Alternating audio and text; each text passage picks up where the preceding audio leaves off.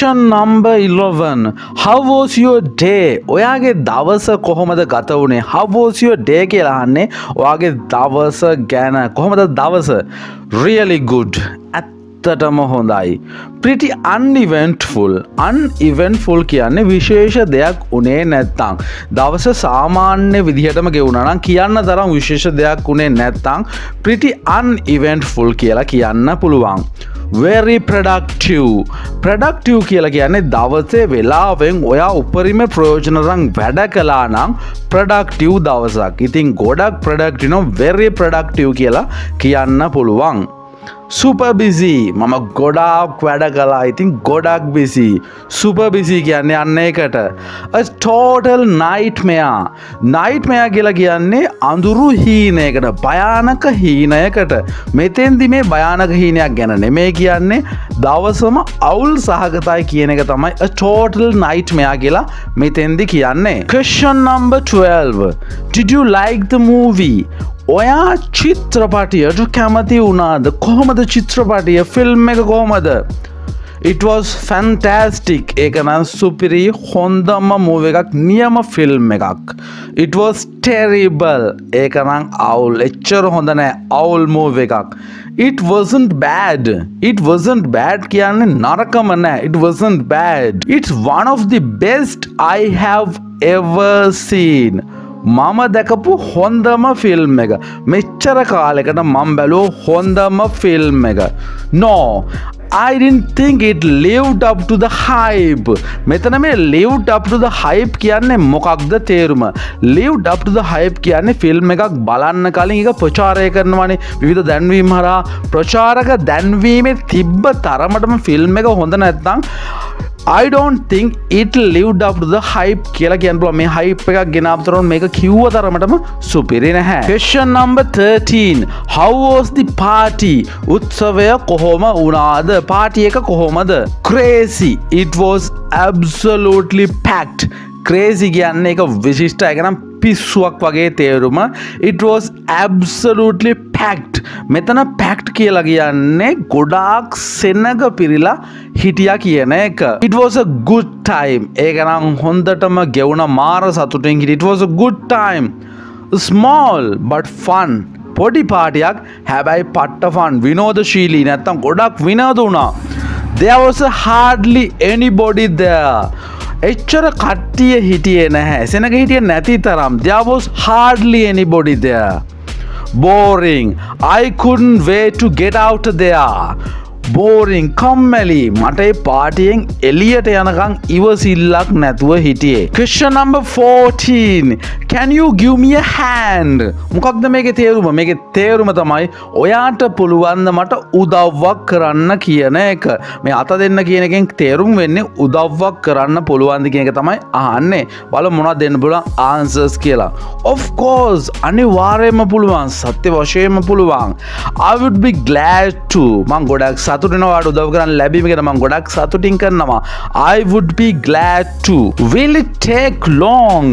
ගොඩක් වෙලා යන උදව්වක්ද? Will it take long? Sure. Just a second. අනිවාර්යයෙන්ම කරන්නම්. හැබැයි තප්පරයක් දෙන්න මට. ඔයා උදව්ව කරන්න කලින් ඔයාට චූටි වැඩක් තියෙනවා නම් ඉවර කරන්න just a second කියලා කියන්න පුළුවන්. Sorry, I'm bit busy at the moment. මේ වෙලාවේ නම් මම පොඩ්ඩක් busy. ඉතින් මට සමාව වෙන්න. Sorry, I'm a bit busy at the moment. Question number 15. What have you been up to lately? ඔයා මොනවද මේ දවස්වල කරමින් ඉන්නේ? ඔයා මොකද්ද මේ දවස්වල කරන්නේ? කොහොමද මේ දවස්? බලමු කොහොමද උත්තර දෙන්න කියලා.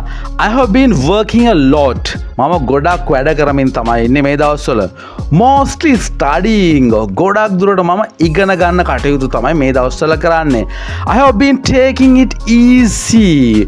එච්චර වැඩක් නැහැ. ටිකක් free එකේ ඉන්නවා නම් I have been taking it easy කියලා කියන්න පුළුවන්.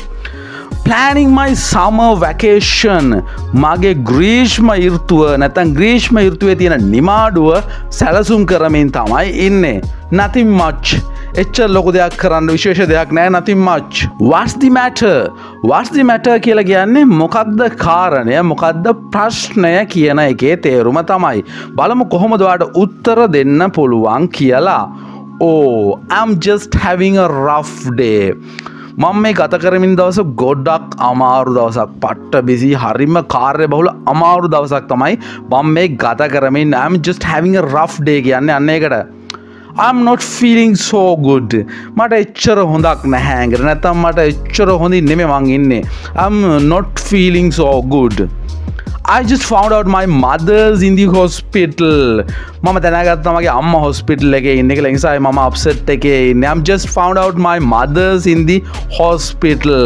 I would rather not to talk about it. මම ඒ ගැන කතා කරන්න කැමති නෑ. මම ගැන කතා නොකර ඉන්න ලොකු ප්‍රශ්නයක් තියෙනවාට ඒක කියන්න අවශ්‍ය නැත්තම් I would rather not to talk about it කියලා කියන්න පුළුවන්. Nothing. I'm fine. අවුලක් නෑ මම හොඳින් ඉන්නේ. Nothing. I'm fine.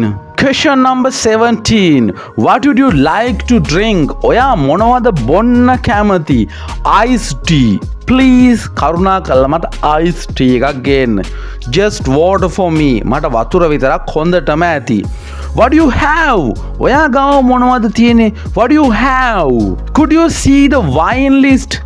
අපිට බලන්න පුළුවන් ද වයින් ලිස්ට් එක මොන වගේ වයින් ටිකක්ද තියෙන්නේ අපිට ගන්න nothing for me thanks මොකුත් මට එපා thank you ගොඩක් ස්තුතියි question number 18 are you ready to order ඔයා සූදානම්ද මොනවා හරි ඇනවුම් කරන්න මේ ප්‍රශ්න ටික නම් අහන්නේ ඔයා හොටෙල් එකකට රෙස්ටුරන්ට් එකකට ගිහිල්ලා හරි කෑම කන්න ඉඳගෙන ඉන්නකොට තමයි මෙතන නම් තියෙන question ටික ඇහෙන්නේ ගොඩක් වෙලාවට කොහොමද උත්තර දෙන්න ඕනේ not quite I think we need a little more time දැම්ම නෙමෙයි අපිට පොඩි වෙලාවක් දෙන්න හිතන්න පොඩ්ඩක් හිතලා බලලා තමයි මේක ඕඩර් කරන්න ඕනේ what are the specials today අද ඔයාලගේ තියෙන විශේෂ කෑම වර්ග මොනවද what are the specials today yes I will have a Caesar salad and the baked chicken with potatoes I will have මෙතන I will have කියලා තමයි ඔයා මොකක් හරි කෑමක් ඉල්ලන්න ඕනේ I will have දාලා කැමති කෑමක් දාලා කියන්න මෙතෙන්දි මේගොල්ලෝ ඉල්ලන්නේ Caesar salad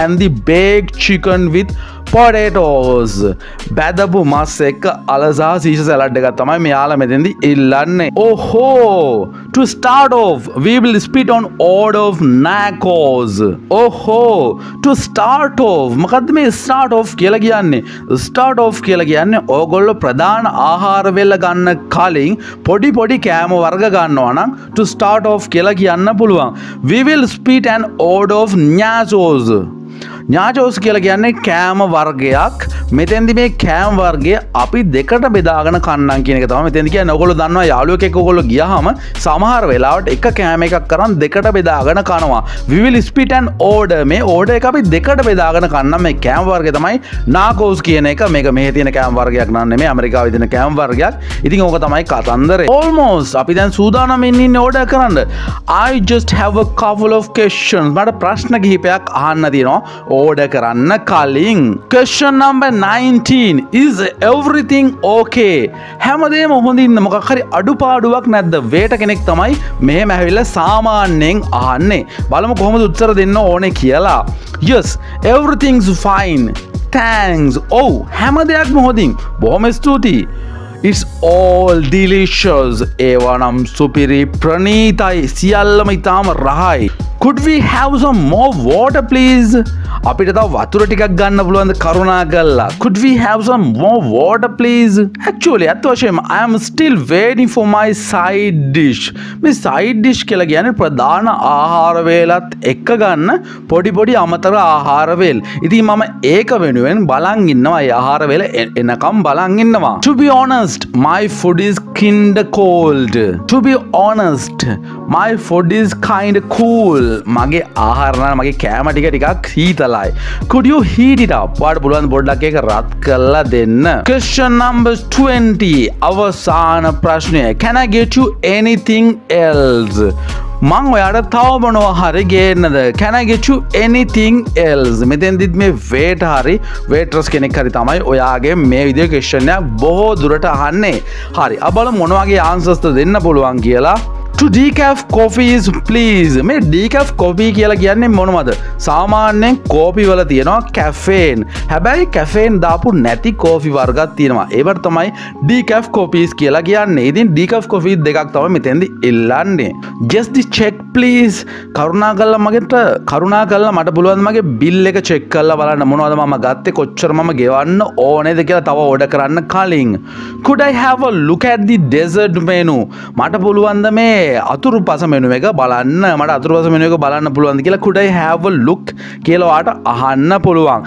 I'll have a slice of apple pie. මෙතන apple pie කියන්නේ ඇමරිකන් ආහාර වර්ගයක්. ඔක ලංකාවේ ඉන්නවා නම් ටිකක් මේක නුහුරු ඇති.